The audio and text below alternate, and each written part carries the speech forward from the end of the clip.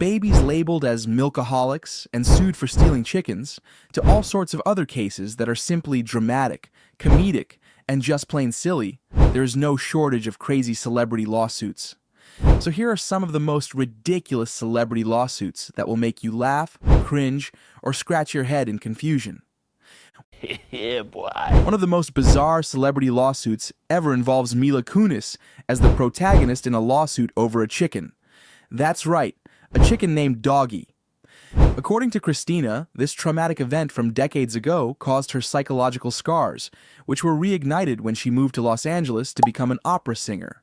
And for this reason, she demanded $5,000 for emotional damages. Mila, alongside husband Ashton Kutcher, hilariously clapped around, joking that if she stole the chicken, it was probably because she was hungry as a kid.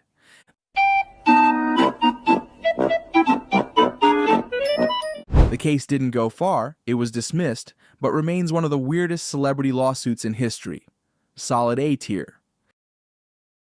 In 2010, Lindsay Lohan filed a $100 million lawsuit against E-Trade over a Super Bowl commercial. But why? So the ad featured a baby named Lindsay, who was humorously called a milkaholic.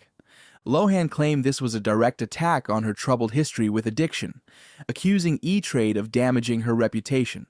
The company defended itself, arguing that Lindsay was just a common name and had no relation to the actress. While the case caused laughter and debate, it was eventually settled out of court for an unknown amount. This case exemplifies the extreme measures celebrities take to safeguard their reputations, even from fictional characters. Strong A tier. Scarlett Johansson decided to file a lawsuit against Grégoire Delacour, a French author, in 2014. Because one character in Delacour's novel names The First Thing We Look At had a striking resemblance to Scarlett. The character resembled her doppelganger, which was not funny to Scarlett. She sued the author, alleging that he had unauthorizedly exploited her image by using her likeness without her consent. The entire case demonstrated how strongly Scarlett protected her privacy and her reputation, particularly given her widespread celebrity status. The case didn't go far, but the fact that Scarlett took legal action over something like this shows how important it is for celebrities to protect their brand. It's like she was saying, "You can't just copy my face and put it in your book." Although the lawsuit did not result in a substantial payout, it garnered media attention and demonstrated that celebrities are not hesitant to defend their image. All things considered, it's one of those historical A-tier strange celebrity lawsuits that is surprising. A touch strange, but utterly amusing. Next, cases about Taylor Swift, who dropped her album Evermore, probably expecting beautiful reviews and fan adoration, not a lawsuit from a theme park. Still, that is what happened. A small Utah theme park called Evermore claimed that Taylor's album was confusing visitors at their park. They argued that fans might mix up the album with their park and damage its brand. Honestly, it sounds a little far-fetched, doesn't it? How many people are confusing a theme park with an album from one of the biggest pop stars in the world? The theme park wasn't just seeking attention, it sued for trademark infringement, saying Taylor's use of Evermore damaged their brand. But this didn't sit well with Swift's legal team. They hit back instantly, saying the lawsuit is entirely meritless, and that Taylor Swift, the world's biggest star, has nothing to gain from taking advantage of a local theme park's brand. And then came the twist. Swift countersued, saying the park had illegally used her songs in some of their rides. The park apparently used the songs without a license, which is a big no in the music industry. Finally, they dropped their case. No one won, but the ridiculousness of the whole scenario, where a theme park thought it could beat Taylor Swift, makes this case memorable. It earned a spot in the B tier. Michael Jordan, aka one of the most famous athletes in history, is a man who doesn't let anyone mess with his name, literally. Back in 2009, Dominic's Finer Foods, a now-defunct grocery chain, ran a steak ad in Sports Illustrated. The ad even included a coupon for $2 off steak with a congratulatory message for Jordan. While a $2 coupon sounds insignificant, still, Jordan didn't take it lightly. He claimed $10 million, a huge pressure on the company, but Jordan argued that this was to protect his brand integrity. The court ruled with him. He got $8.9 million, a pretty high price for steak promo. But remember, this case wasn't about the money, it was about the principle. Still, suing over a steak ad lands this in the ridiculously serious category. Solid A tier. Kim Kardashian sued the clothing brand Old Navy in 2011, this being one of the celebrity lawsuits more melodramatic at the decade's tail. The complaint is that Kim indicated clothing giant used a model like her for advertisements, misinterpreting this to think it was her. The ad featured model and actress Melissa Molinaro, who bore a striking resemblance to Kim. From her hair to her makeup, fans and critics alike couldn't stop drawing comparisons to her. Kim claimed it was no coincidence. According to her lawsuit, Old Navy was deliberately cashing in on her image to sell clothes, which she argued not only misled consumers, but also hurt her reputation. Kim's legal team argued that the ad damaged her ability to negotiate endorsement deals, allegedly costing her millions in potential revenue. After all, when your brand is your face, any confusion about who you're representing can be a serious financial blow. Old Navy, on its part, denied the accusation. They said that they hired Molinaro simply because it was a casting decision, not a strategic attempt to replicate Kim Kardashian. But the case dragged on for 2 years and kept the drama alive in the headlines. Eventually, the case was settled out of court for an undisclosed amount.